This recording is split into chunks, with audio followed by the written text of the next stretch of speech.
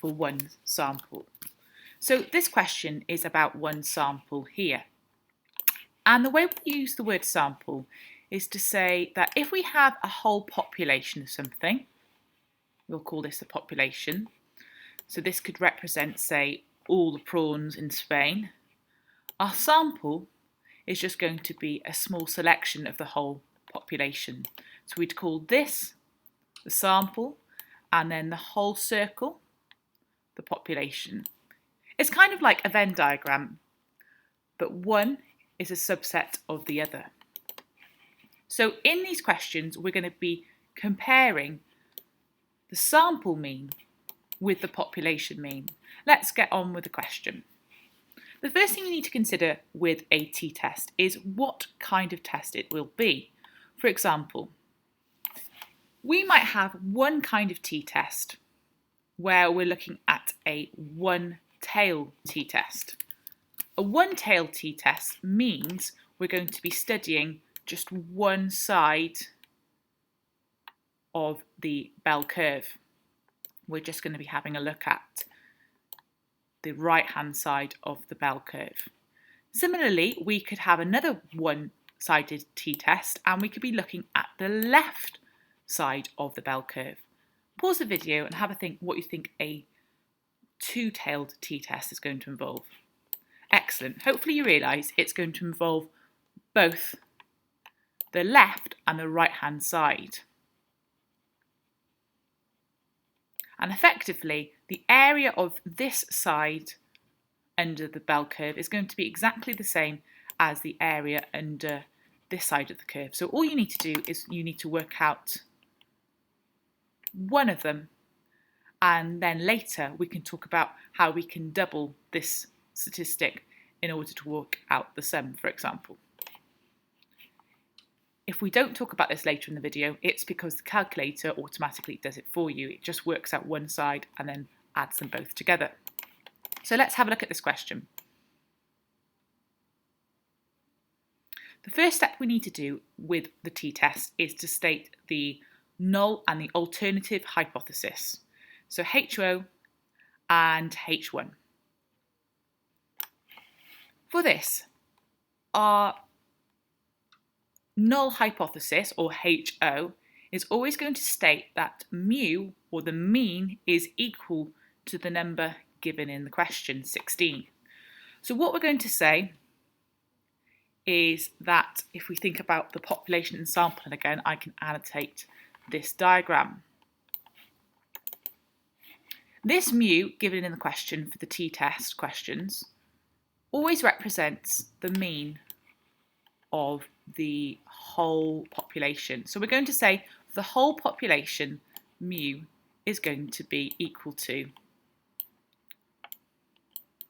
16. And effectively, what this question is all about is comparing the mu of the whole population, which is 16, to the mu of the sample and seeing, well, how similar or different are they? And this is why we have a null and alternative hypothesis. If we say that the mu of the population is more or less equal to the mu of the sample, we are going to accept HO. On the other hand, if they're quite different, we would accept H1. This is saying that the mu we're going to calculate is not equal to 16. This is the mu we will later calculate in the question. Sometimes this alternative mu is given, sometimes you have to calculate it. Sometimes you don't have to explicitly calculate it because the calculator substitutes it into the formula for you. So once we've stated the null and the alternative, we're going to go on to step number 2. So this is step 2. So we have to state the significance level, which is really easy. This is always given to you in the question. But before we move on to talk about step 2, step 3, step 4, let's have a quick look at step 4, because this bit of information here, these 3 bullet points, are really significant in helping you with step 1. And the reason why is because you are going to have 3 different options for the H1. you're either going to have mu is bigger than 16, mu is smaller than 16, or mu is not equal to 16. So in the question, it will say something like greater than. Now, if the question says greater than, you are going to pick this inequality. If it says less than, you are going to clearly pick this inequality. And for this one, if it says anything to do with the two-tailed test, you've got to select mu is not equal to 16. And the reason why is because we want to study both sides of the bell curve, like I showed previously.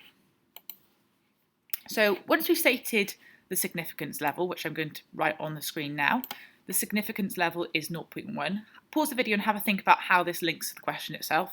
Welcome back. Hopefully you realise that 10% is exactly the same as 0.1. It's just writing a percentage as a decimal. We're now going to go on to step 3 and step 4. Step 3, we need to calculate the value of the test statistic.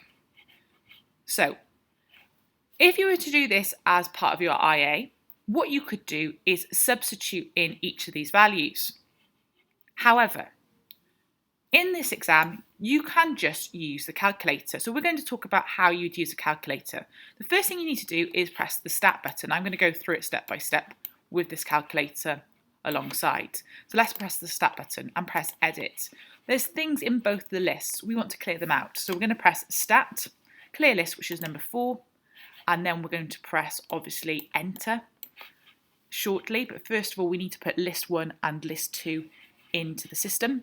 So the first thing we're going to do is put second 1 for list 1, and then we're going to put a comma, second 2 for list 2, enter. Now it's cleared both the lists. Then you go into stat again, edit. Now in list 1, if you were to do this in the exam, you would enter all 30 bits of data into list 1 by typing some numbers, pressing enter. That's obviously going to take you some time. Then what we're going to do is we want to do the t-test. This is all about the t-test. And this says it's in the question, so this is quite clear. So we go on to stat. We go across to tests, and then we go down to number 2, the t-test. Now, you need to have a think about whether we're doing data or stats. For this one, it's to do with data. So data are the numbers of the sample given to you in the question? Yes, they are. So we're going to do data, and we're going to input the relevant information. So we're going to say that mu0, which is the mean of the whole population, is 16. We want to study list 1, and we've talked that we want mu, so the calculated mean of the sample, not to be equal to mu0, which is the mean of the whole population. So we need to select this option here. And then finally, once we've got all the data in, we need to press calculate. It's obviously not going to work on my calculator because we haven't got all the data in our stat list. So this will be what happens. So you are going to get the t statistic, and you're going to get the p-value, the mean, standard deviation, and you've got sample size, which is 30. So it's just counted all the numbers together for you. So what you're going to do is you are going to take the t as 0.402. We're going to change it from negative to positive. We're going to write down the p. We just copy those down. And this is how it is represented on a diagram. We're going to find that t is 0.402. This means we need to identify 0.402 on the diagram twice. So there's an equilibrium in the diagram, and then you leave the centre part blank.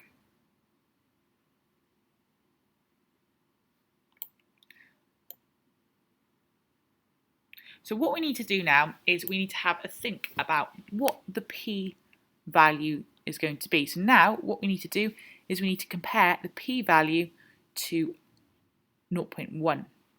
Now, if we say that the p-value is greater than 0.1, this means that we do not have enough evidence to reject HO, So we need to accept it. So if the p-value is larger than 0.1, or in this instance, the value of the alpha, we always accept HO. If the p-value is smaller than alpha, we are going to reject HO and therefore accept H1. And then we need to just summarise with a sentence. Since we've accepted HO, we cannot conclude that the mean fat content is appreciably different from 16 grams. This word just means that they are really quite similar. So we're going to say that the sample of 30 randomly selected pastries, that mean, which is 15.9, is really quite similar to the mean of the whole population, which is represented by 16. Now we need to talk about this a little bit further, so stay tuned for a little bit more information. Is the p-value. So the p-value tells you how different from the mean it can be.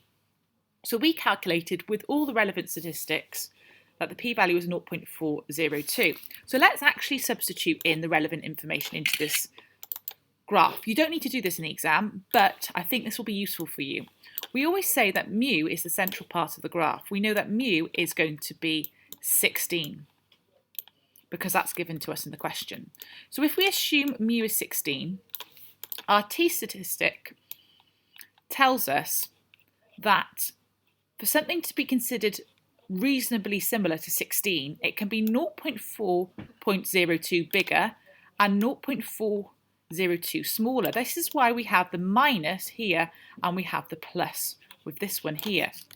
So effectively we can say, in order for us to accept HO, to accept the null hypothesis, the number that we generate in the sample, which is in this case 15.9, needs to be somewhere in between